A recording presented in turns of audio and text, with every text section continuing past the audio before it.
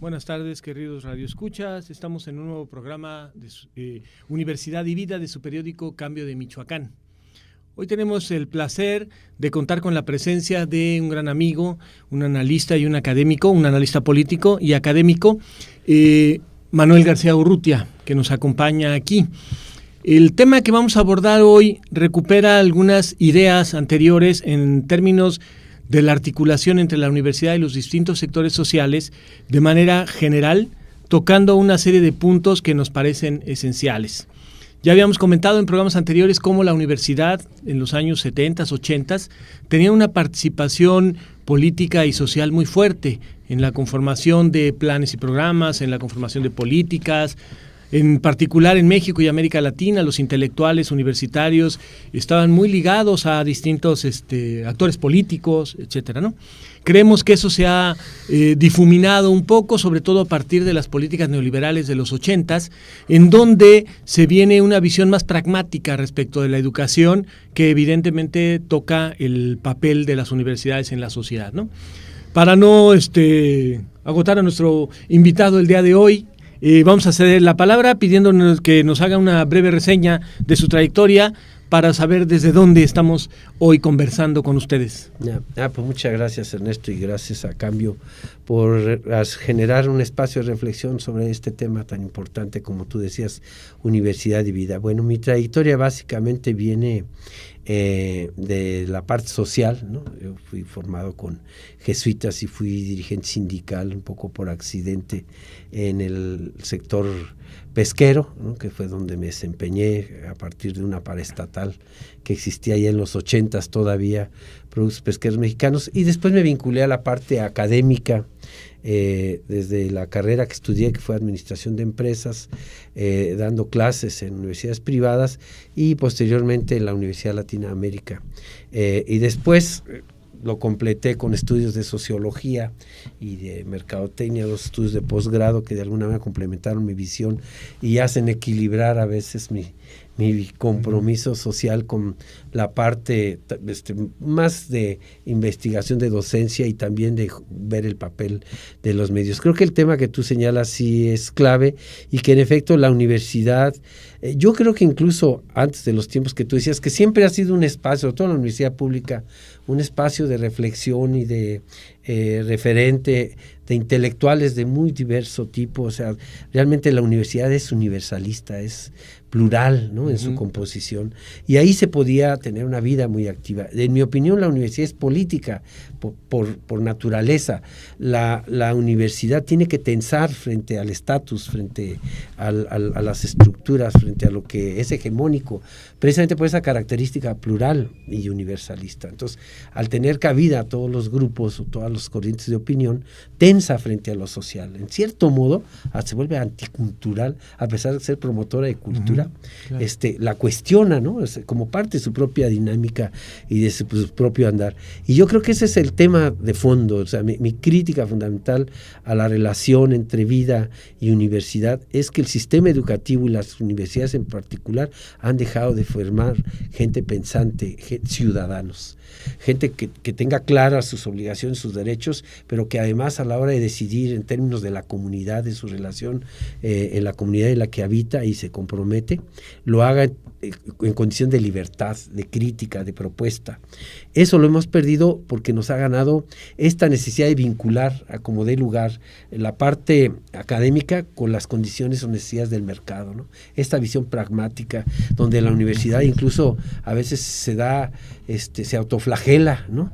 Porque hay un cuestionamiento permanente frente a la industria, frente a las empresas, frente a la economía, de generar los productos que requiere para ser competitiva la economía. Entonces, básicamente, eso ha evitado y ha quitado de los programas de la vida universitaria la necesidad de formar ciudadanos libres, pensantes, críticos, con derechos, con oportunidades.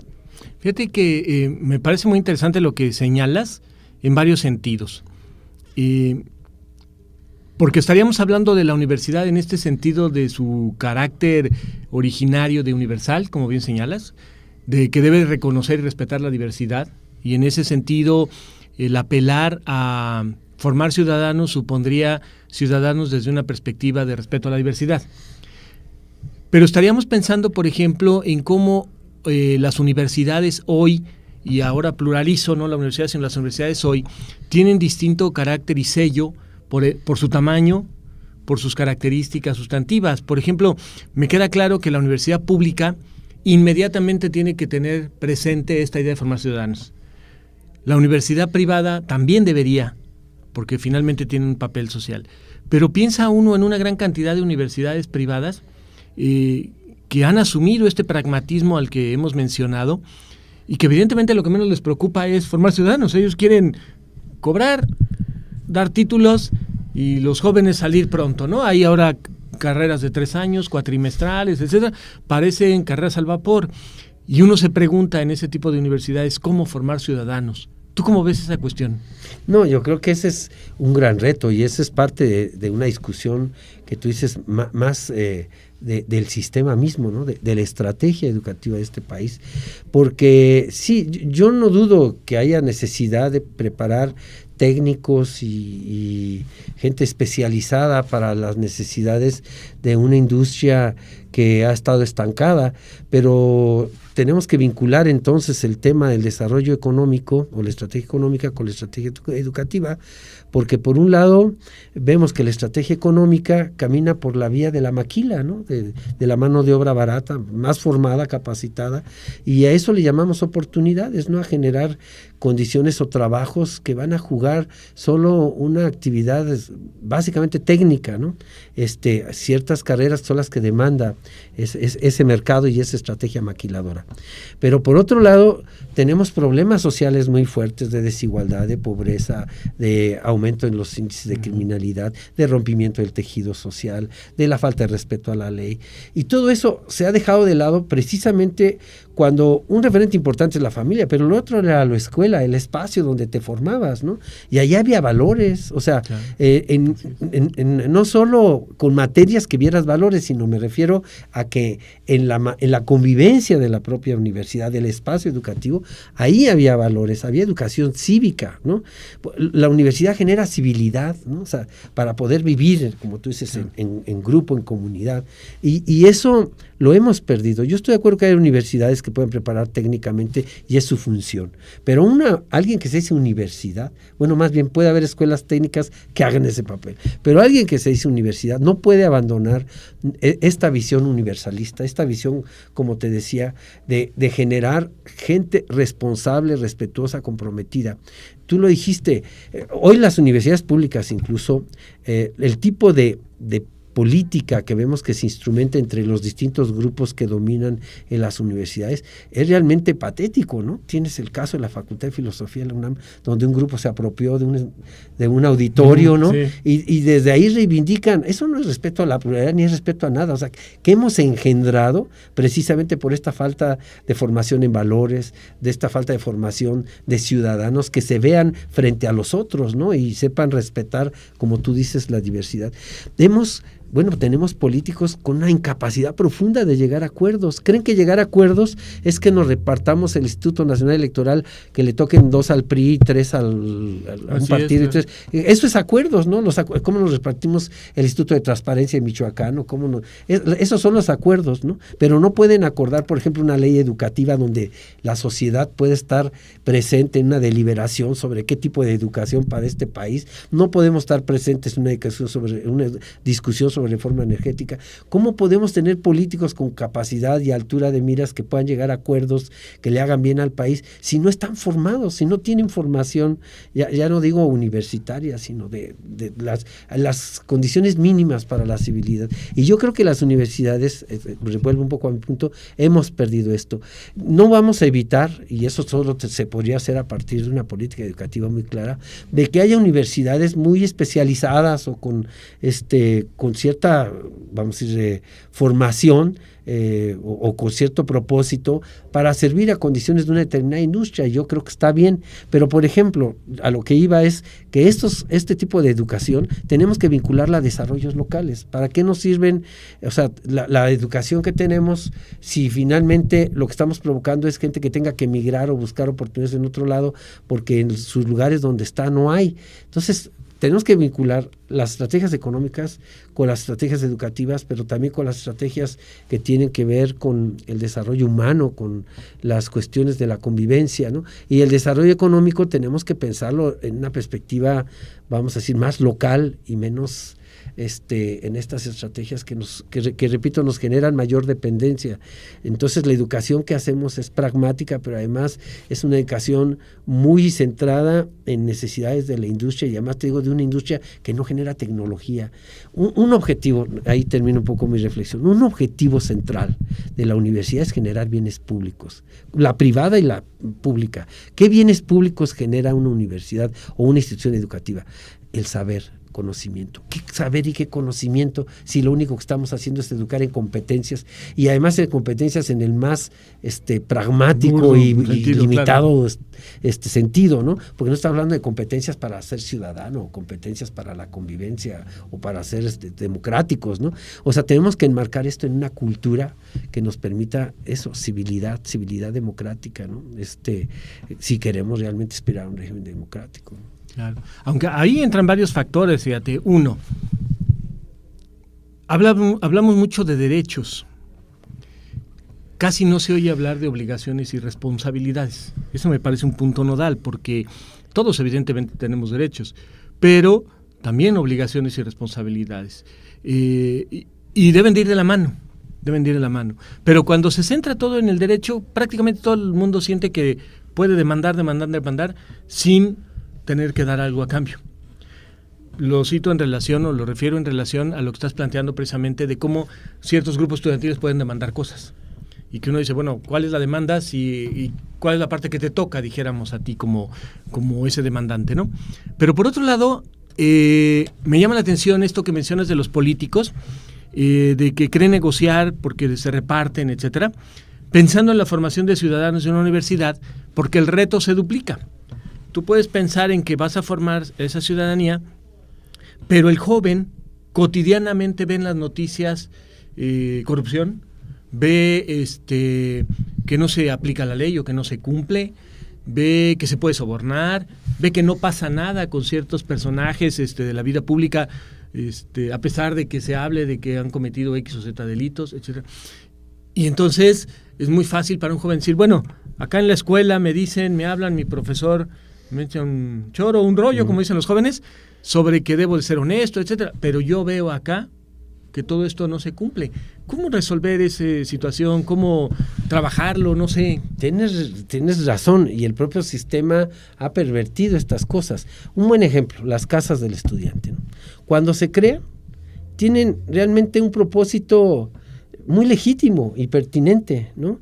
O sea, que gente que está en lugares apartadas pueda venirse a estudiar en los enclaves donde hay universidades con instituciones de estudios superiores, y que puedan hacerlo en condiciones dignas. Entonces pones una casa del estudiante, y antes tú ibas ahí y tenías un apoyo, y eso lo hacías demostrando que estabas inscrito en la universidad y que tenías una calificación, ¿no?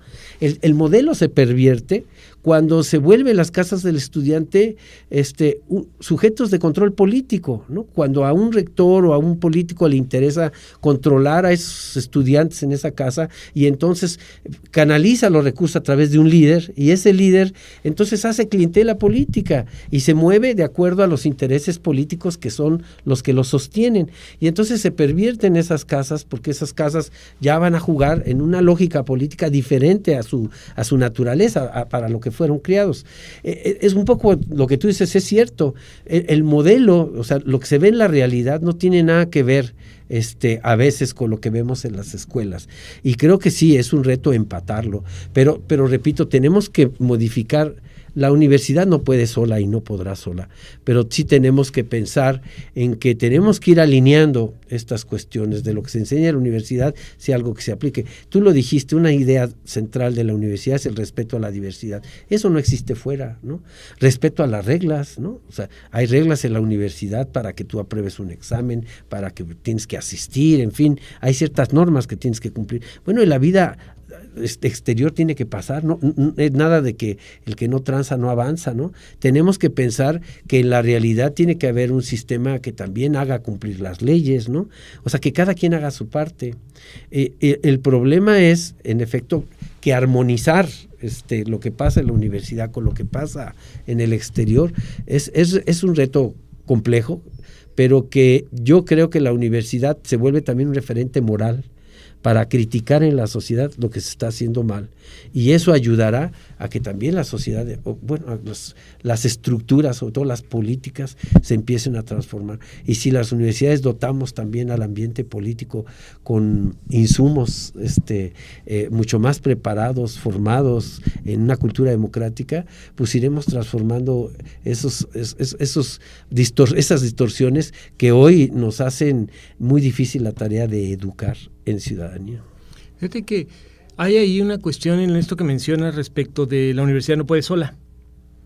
Yo diría también, al interior de la universidad también debería de haber una especie de etos que compartan profesores, autoridades, alumnos, para que entonces no solo sea la universidad, sino una universidad que realmente está cohesionada, planteando una postura y mostrando al exterior que sí se puede, en función precisamente de que en su interior se llevan a cabo las reglas, se respeta la diversidad, se puede dialogar, se camina por la norma, etcétera, etcétera. Porque de lo contrario, no solo ves la contradicción afuera, la puedes visualizar adentro. No, tienes razón, la universidad es comunidad y tenemos que vivir como una comunidad, ¿no? Así es.